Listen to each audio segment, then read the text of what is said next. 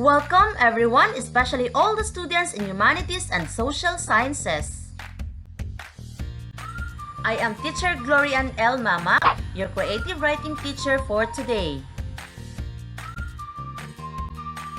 We are going to discuss the topic about various elements, techniques, and literary devices in various modes of fiction.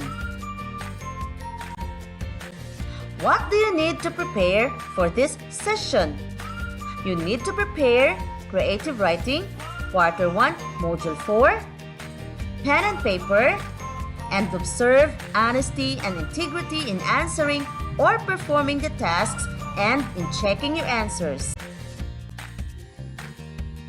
Our lesson for today is based in most essential learning competency, which is identify the various elements, techniques, and literary devices in various modes of fiction. At the end of this session, you are expected to determine various modes of fiction, write journal entries and other short compositions exploring key elements of fiction, and write a short scene applying the various elements, techniques, and literary devices.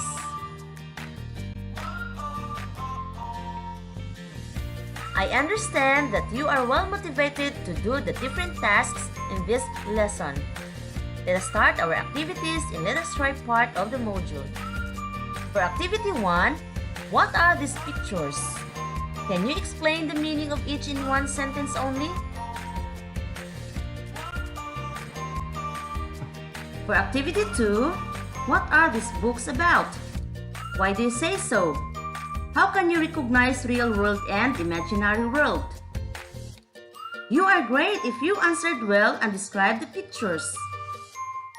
Do you think these pictures are in the real world or imaginary world? Yes, these are in the imaginary world. When do we experience imaginary world? We experience the imaginary world if we watch fiction movies or read fiction literary works.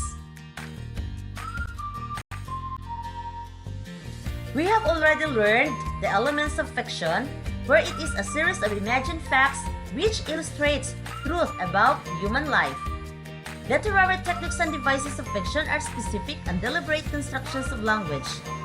This time, let us discuss the elements of genre, which is the first part of our module. The genre word comes from the French word meaning type or category. The genre classification in which the main identifying characteristics of a film will inevitably fall into one or more of the categories or repertoire of elements. What are the elements of genre? Do you have any idea?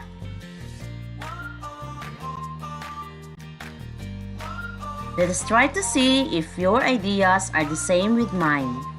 The elements of genre are characters, point of view, setting and atmosphere, conflict, theme, plot, and irony. Did you guess it right? If you didn't, don't worry because we are just starting our lesson. The first element of genre is characters. Characters are the people, animals, or aliens in the story. Readers come to know the characters through what they say, what they think, and how they act.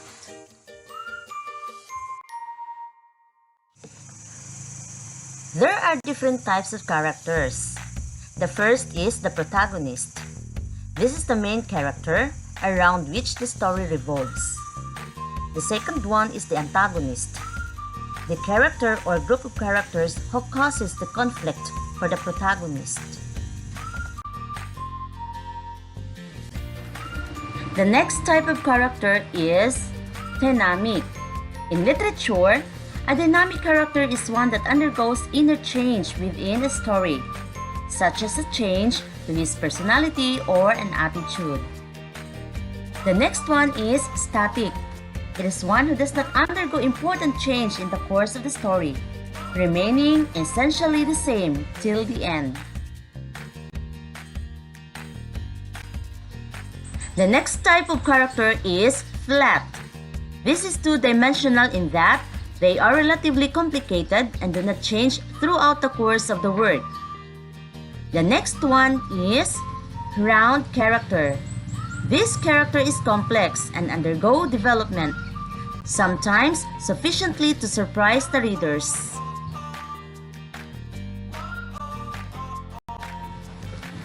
The next element of genre is point of view.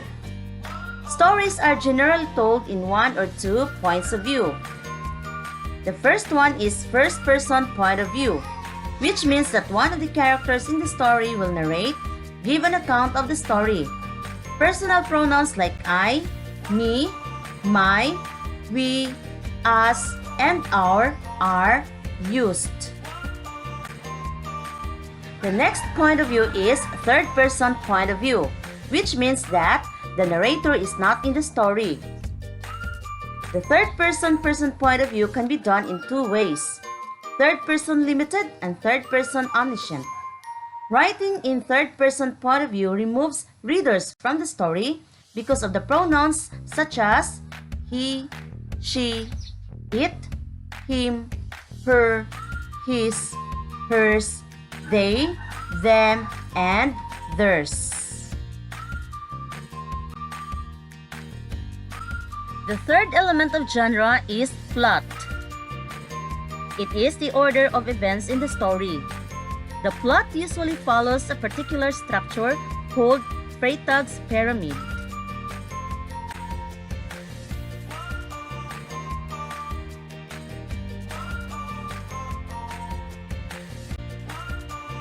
These are the compositions of the Freytag's pyramid of plot. Exposition is an introduction to the characters, time, and the problem. Rising action includes the events that the main character encounters. Climax is a turning point in the story. Falling action includes the events that unfold after the climax. Denouement or resolution provides closure to the story. It ties up loose ends in the story. Which part of the plot that excites you most? Why? Again, you can share your answer online. Setting and atmosphere. It is where and when the story takes place. It includes the following: the immediate surroundings of the characters such as props in the scene, for example, furniture, trees, food, inside of a house or car, etc. The time of day such as morning, afternoon, or night. The weather such as cloudy, sunny, windy, snow, or rain. The time of year, particularly the seasons, fall, winter, summer, spring. The historical period such as what century or decade the story takes place. The geographical locations including the city, state, country, and possibly even the universe if the writer is writing science fiction.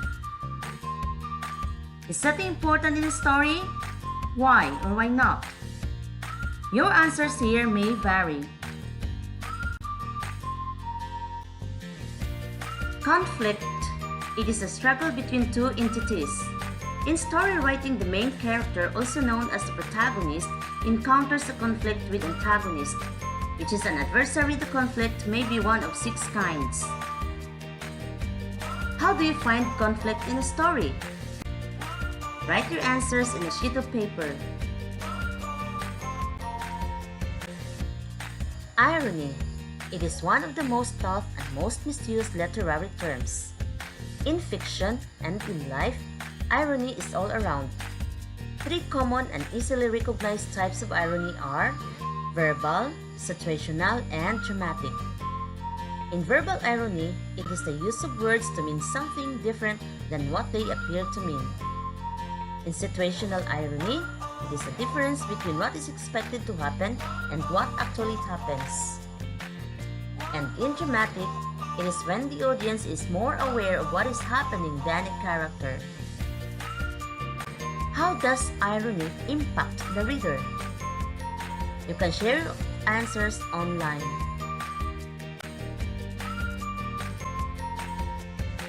Theme is the last element of genre. It is the main idea or an underlying meaning of a literary work, which may be stated directly or indirectly.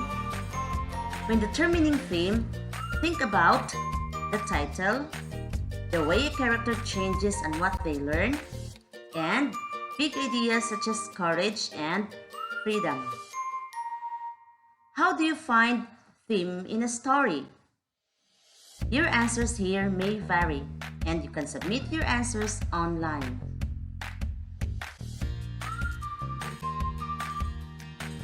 That ends our lesson about the elements of genre. Can you now enumerate and explain its meaning? Great! We will do the different tasks about this lesson after discussing the lesson 2. What are literary techniques? Literary techniques are specific, deliberate constructions of language which an author uses to convey meaning. What about literary devices?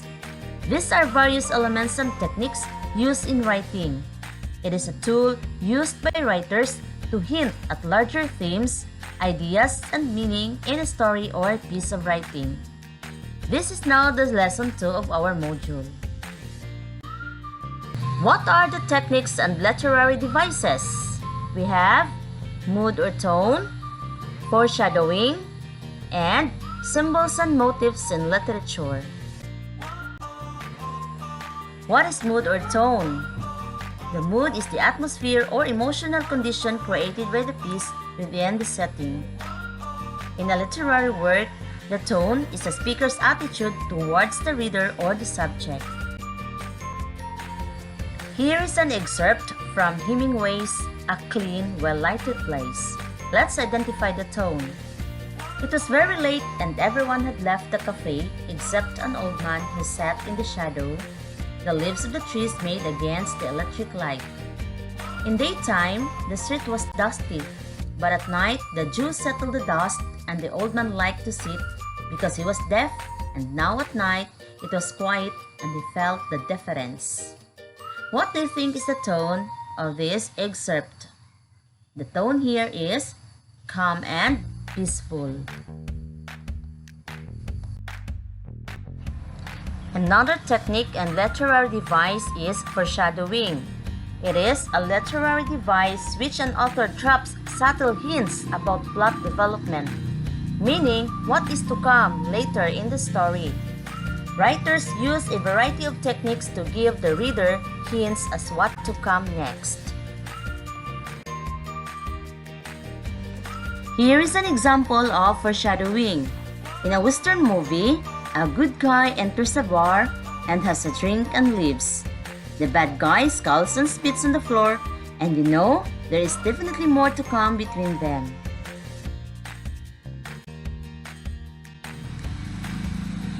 Another technique and literary device are symbols and motifs.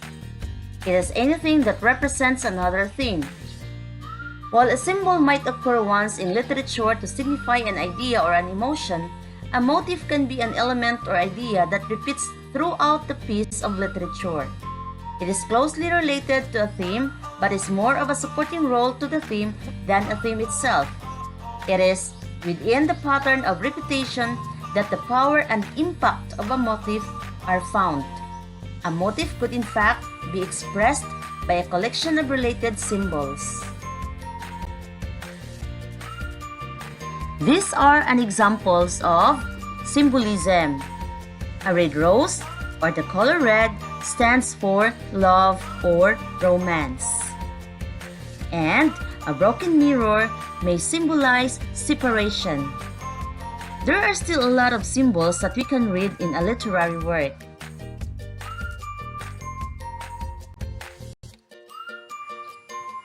Let us recall the techniques and literary devices. We have mood or tone, foreshadowing, and symbols and motifs in literature.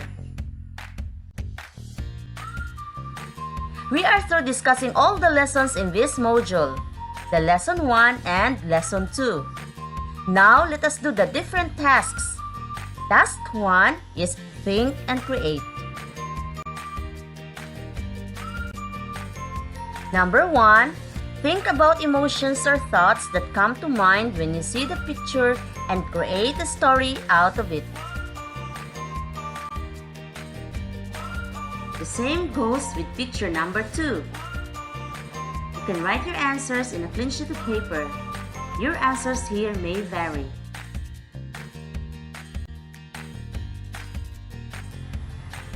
For task 2, this is a multiple choice. Choose the correct motive definition from the following statements. A. An abstract idea that is developed in a work of literature. B. A recurring element such as an image or structural component that creates symbolic meaning in a work of literature. C. The motivation that a character gives for doing something. Next is, which of the following could be a motive rather than a theme? A. Corruption. B. Moral ambivalence. C. The color green. Now, let us check your answers. For number 1, what is your answer? It's letter B. What about number 2? It's letter C. Did you get the perfect answer? Great!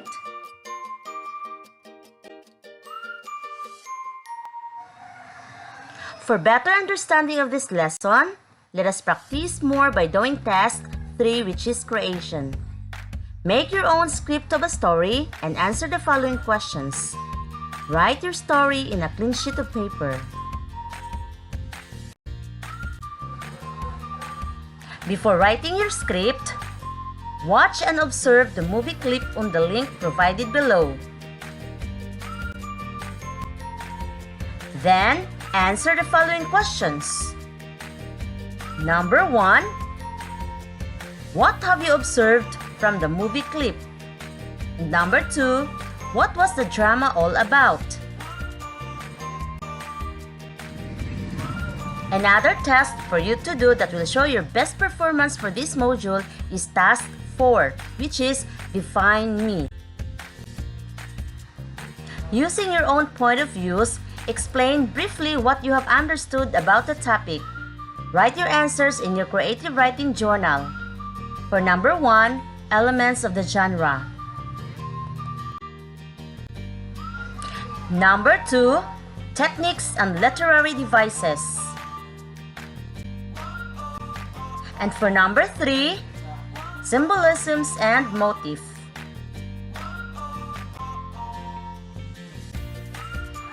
For task 5, do the next activity.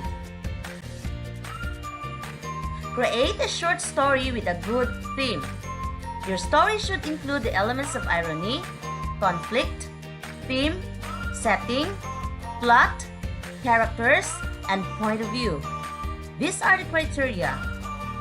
Content, 20 points. Organization, 15 points.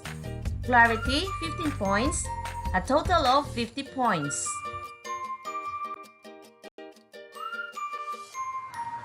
To enhance more your knowledge about the lesson, let us do task 6, the breakaway. Read the short story, The Breakaway by Mr. Martin, and do the tasks below. After reading the short story, fill in the different genre. Follow the template below. Another activity for you to do. Read each story, analyze the characters, and then answer the questions. Here are the questions. Number 1, who is the protagonist and who is the antagonist? For number 2, is Rick a dynamic character or a static character? Why?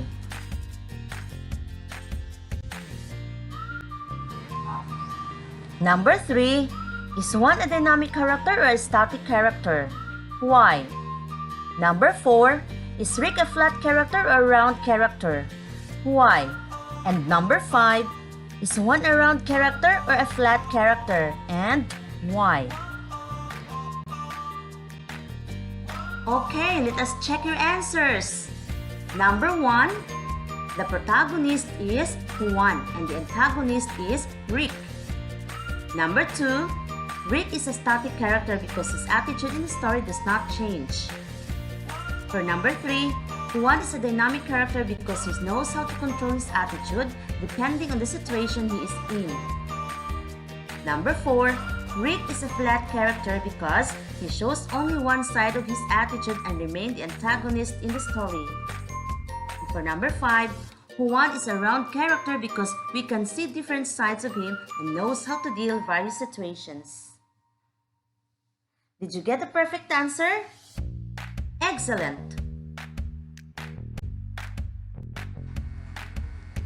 We are now on the last part of our module. Let us reflect activity. Supply the missing idea with a guide question. What are your reflections about the topic we tackled?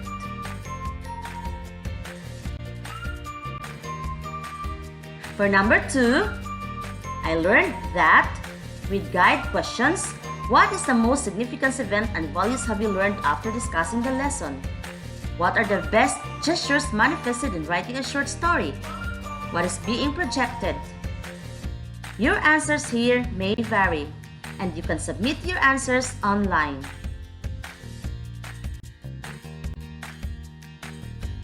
That concludes our session for this module. Thank you, students, for your active participation and great performance. God bless everyone and stay safe.